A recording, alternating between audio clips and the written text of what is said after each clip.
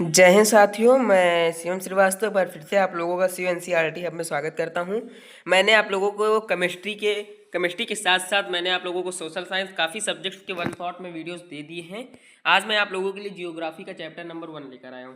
सभी सब्जेक्ट के जब तक चैप्टर नंबर 1 कंप्लीट नहीं होंगे मैं किसी और सब्जेक्ट्स के टॉपिक्स को नहीं उठाऊँगा और आप लोगों से वादा है कि 2 महीने के अंदर मैं पूरा सिलेबस आप लोगों को कंप्लीट भी करवा दूंगा।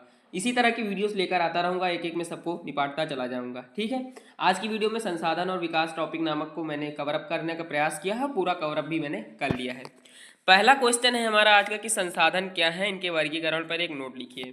तो संसाधन शब्द का अभिप्राय मानवीय उपयोग की वस्तुओं से है। ये प्राकृतिक और सांस्कृतिक दोनों हो सकती हैं। भूमि, जल, वन, वायु, खनिज, घरों, भवनों, परिवहन एवं संचार के साधन ये संसाधन काफ़ी उपयोगी भी हैं और मानव के विकास के लिए आवश्यक भी। संसाधन शब्द का अभिप्राय मानव उपयोगी वस्तुओं से है। तो क्वेश्चन नंबर 2 है हमारा कि भूमि निम्नीकरण से क्या भूमि निम्नीकरण के क्या कारण है। तो भूमि निम्नीकरण के कारण अनियंत्रित खनन है, अति पशुचारण की समस्या कई राज्यों में व्याप्त है, बढ़ता औद्योगिकरण और उससे निकलते रहे पदार्थ। ठीक है, वृक्षों की कटाई लगातार आप लोग देख रहे हैं, वृक्षों की कटाई हो रही है, अधिक सिंचाई, लोग आवश्यकता से ज़्यादा सिंचाई करते हैं, उसमें भी भूमि निम्नीकरण हो सकता है। भूमि संरक्षण के उपाय, तो ये तो बहुत कॉमन क्वेश्चन है लेकिन फिर भी मैंने उठा लिया है क्योंकि क्वेश्चन जियोग्राफी से आते रहते हैं। भूमि के अनुचित प्रयोग पर रोक होनी चाहिए, वन के कटाव पर रोक होनी चाहिए, घास एवं वनस्पतियों के उगाने की व्यवस्था होनी चाहिए, जल निकासी की पर्याप्त एवं समुचित व्यवस्था, फसल चक्र का प्रयोग और भूमि परीक्षण की व्यवस्था। हमारे पास पेट भरने के संसाधन हैं, पेटी भरने के नहीं। इस कथन के आलोक में सतत पोषणीय विकास का महत्व बताइए। मतलब कि हमारे पास पेट भरने के लिए साधन तो हैं पर पेटी भरने के लिए मतलब कि ज़्यादा संयोजन करने के लिए नहीं है। तो इस कथन से अर्थ है कि हमारे पास व्यक्ति की आवश्यकता पूर्ति करने के लिए बहुत कुछ है लेकिन किसी व्यक्ति के लालच की संतुष्टि के लिए नहीं है। संसाधन एक ऐसा विवेकपूर्ण प्रयोग ताकि न केवल वर्तमान पीढ़ी की अपितु भावी पीढ़ियों की आवश्यकताओं के लिए भी पूरी होती रहे। पोषणीय विकास कहलाता है। पोषणीय विकास भी यहाँ पे मैंने टॉपिक उठा लिया क्योंकि सतत पोषणीय विकास का महत्व कह रहा था बताने को। तो इस शब्द का मतलब यही होता है कि संसाधन एक ऐसा विवेकपूर्ण प्रयोग ताकि में केवल वर्तमान पीढ़ी की अपितु भावी पीढ़ियों की आवश्यकता भी पूरी होती रहे, पोषणीय विकास कहलाता है। एजेंडा 21 क्या है? आप लोगों ने एजेंडा 21 जियोग्राफी में पढ़ा भी होगा टॉपिक को।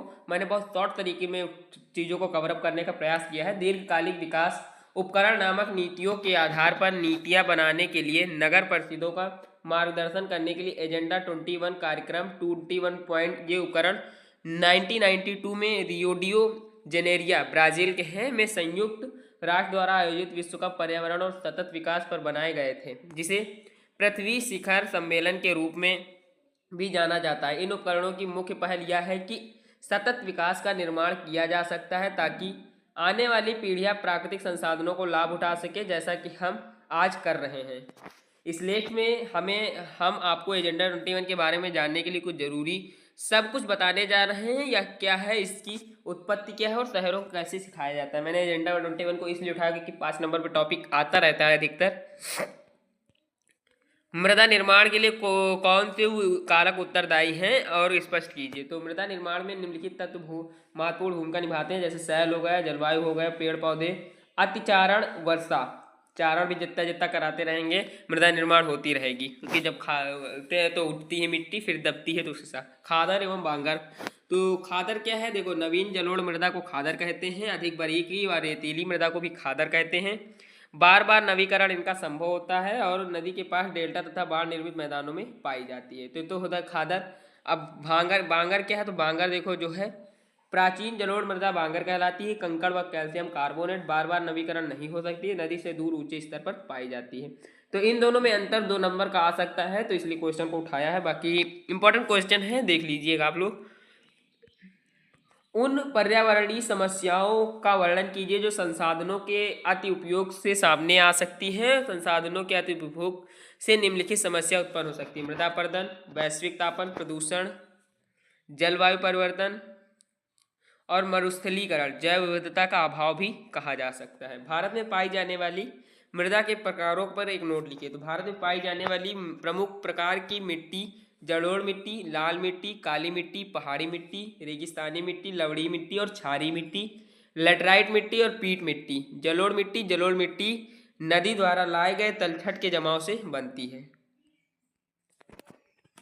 क्वेश्चन नंबर 10 है हमारा कि भारत में पाए जाने वाले संसाधनों का वर्णन कीजिए। तो क्रोमाइट ओडिश कर्नाटक में, बक्साइट बिहार मध्य प्रदेश में, गुजरात मैंगनीज मध्य प्रदेश, उड़ीसा व महाराष्ट्र व तांबा सीसा व जिंक अयस्क बिहार व राजस्थान में पाए जाते हैं।